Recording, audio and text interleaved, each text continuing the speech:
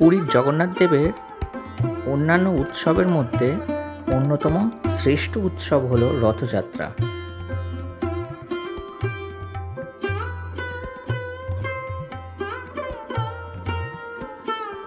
অন্যান্যবারের মতন এবারও ঠাকুরের আশীর্বাদে আমি সপরিবারে চলে এসেছি জগন্নাথ দেবের পুরী মন্দিরে রথ তৈরি দেখতে। অক্ষয় তৃতীয়ার দিন থেকেই শুরু হয়ে যায় এই রথ তৈরির কাজ। এই রথ তৈরির কাজ দেখতে দেশ বিদেশ থেকে সবাই আসেন। সব মিলিয়ে রথ তৈরিতে প্রায় 200 জনের মতন শ্রমিক প্রয়োজন হয়। অনেকেই হয়তো জানেন, তবু আর একবার বলে দিই, প্রভু জগন্নাথ দেবের রথের নাম হলো নন্দীঘোষ এবং রথের সারথি দারু। প্রভু জগন্নাথ দেবের রথের উচ্চতা 45 ফুট 6 ইঞ্চি এবং এই রথ তৈরিতে 742 টুকরো কাঠের প্রয়োজন হয় এবং রথে ব্যবহৃত হয় 16টি চাকা। একই রকম প্রভু বলরাম দেবের রথের নাম হলো তালধ্বজ এবং এই রথটি তৈরি করতে 731টি কাঠের প্রয়োজন হয় এবং রথের উচ্চতা হয় 45 ফুট এবং রথে ব্যবহৃত হয় 14টি চাকা। আর মা সুভদ্রার রথের নাম হলো দর্পদলন। এতে 711টি কাঠের টুকরো ব্যবহার হয় এবং রথের উচ্চতা হয় 44 ফুট 6 ইঞ্চি এবং রথে ব্যবহৃত হয় 12টি চাকা। জগন্নাথ দেবের রথযাত্রার পূর্বে প্রথা মেনে আরেকটি পূজার প্রচলন এখানে আছে। অক্ষয় তৃতীয়ার দিন থেকে পুরীতে শুরু হয় চন্দন যাত্রা। 42 দিনের এই চন্দন যাত্রা দুভাগে 21 দিনের ব্যবধানে পালিত হয়। মন্দিরের এক আধিকারিকের কাছ থেকে জানতে পারলাম, এখানের বন দপ্তর থেকে রথ তৈরির কাঠ এনারা পেয়ে যান। নয়াগড় জেলার দাসপাল্লা ও মাহিপুরের জঙ্গল থেকে কাঠ কেটে আনা হয়।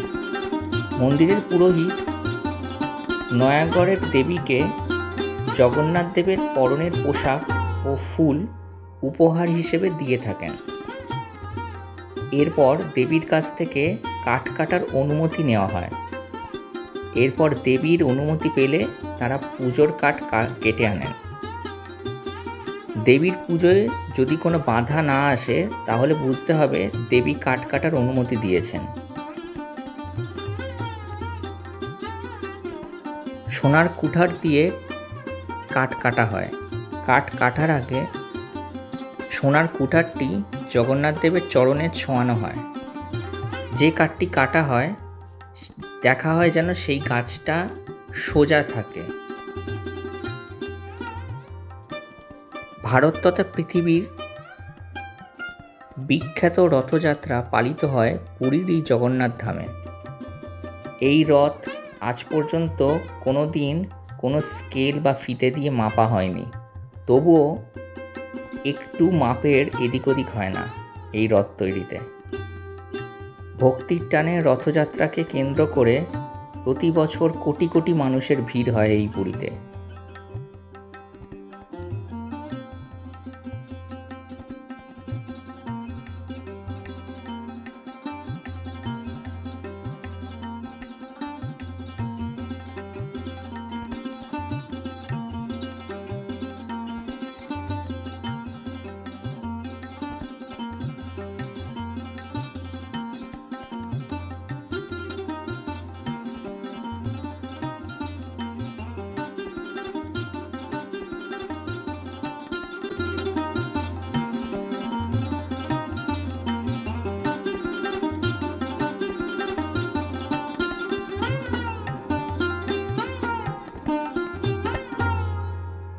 প্রভু জগন্নাথ দেব, মা সুভদ্রা এবং বলরাম ঠাকুরের রথ নগর পরিক্রমা শেষে গুন্ডিচা মন্দিরে তাদের রথযাত্রা শেষ করেন এবং সেখানেই বিশ্রাম নেন 7 দিন।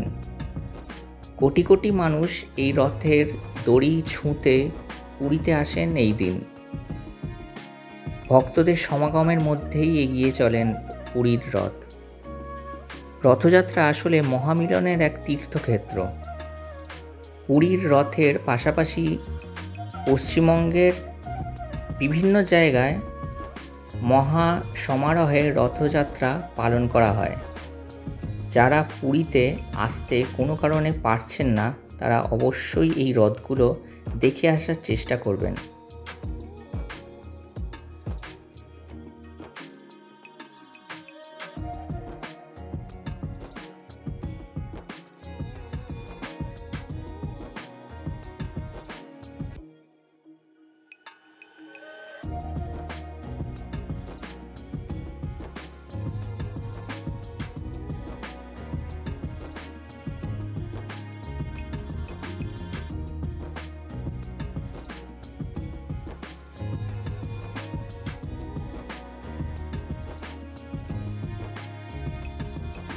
সবাই খুব ভালো থাকবেন। আজকের মতন এই ভিডিওটা এইটুকুনি। জয় জগন্নাথ।